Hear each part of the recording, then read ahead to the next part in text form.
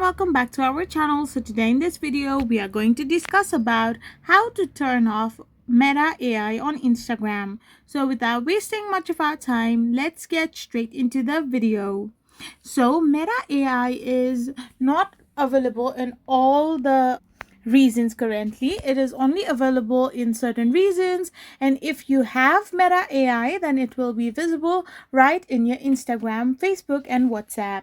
So if you have a Meta AI and you want to turn it off, simply tap open your Instagram, go to the search bar and tap on search.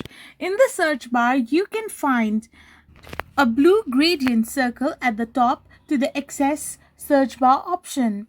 So you need to simply tap the blue arrow to the right of the search bar and tap on the eye icon. Once you do this, simply tap on mute and then mute messages. Simply choose how long you want to mute Meta AI, starting from 15 minutes to until I change it. So you need to make sure that muting Meta AI will only reduce the visibility of the chatbot and not completely eliminate it. I hope you found this video helpful. So don't forget to hit that subscribe button and to give us a thumbs up. We will be back again with more informative videos. Thank you for watching.